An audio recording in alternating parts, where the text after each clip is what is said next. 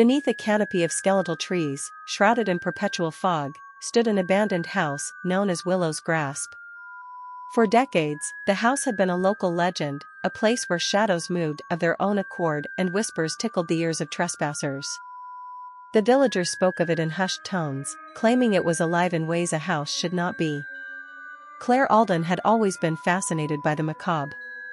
A budding journalist with a taste for the supernatural, she decided to visit Willow's Grasp one chilly October evening, hoping to write the story that would propel her career. Armed with a flashlight, a notebook, and a recorder, she pushed open the creaking iron gate that led to the house.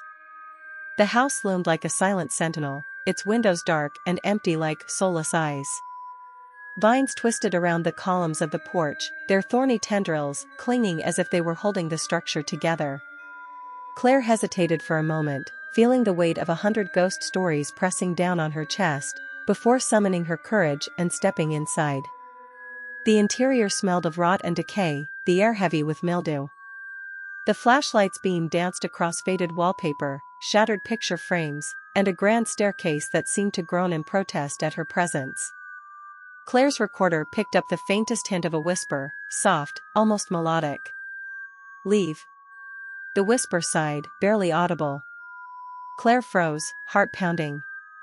The rational part of her brain screamed that it was just the wind, but the intensity of the sound sent shivers down her spine. Still, she pressed on, driven by curiosity and the need to prove herself. She entered what must have once been the parlor. A grand piano stood in the corner, its keys yellowed with age. On instinct, she touched one, and the note it produced was hauntingly perfect, echoing unnaturally long in the empty space. Her recorder picked up a low hum, a resonance that grew louder and louder until the piano's lid slammed shut with a deafening bang. "Who's there?" Claire called out, her voice trembling. The only response was a chilling laugh, faint and distant, yet somehow surrounding her. The flashlight flickered and went out, plunging her into darkness. Scrambling to relight it, she felt an icy hand brush her shoulder. She spun around, but nothing was there. The whispers grew louder, more insistent. They spoke her name now, Claire. Claire, dragging the syllables as though savoring them. She bolted for the door, but the house seemed to shift, the hallways stretching endlessly.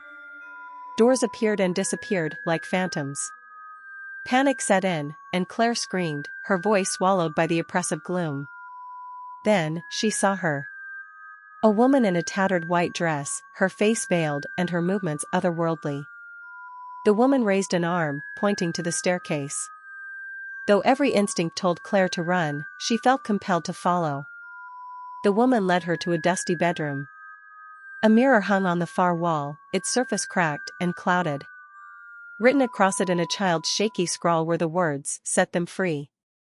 Before Claire could question what it meant, the room erupted with voices, hundreds of whispers, screams, and sobs.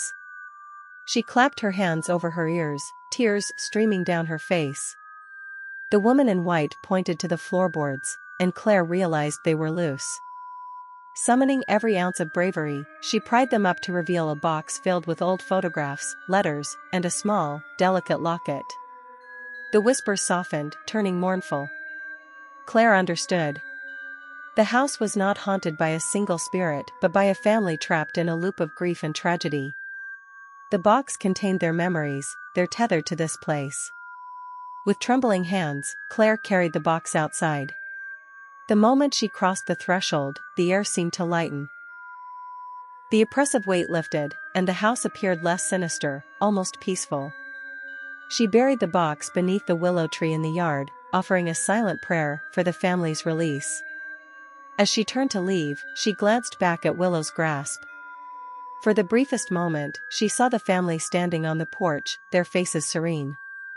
The woman in white nodded, and then they vanished. Claire never wrote the story. Some truths, she decided, were better left untold.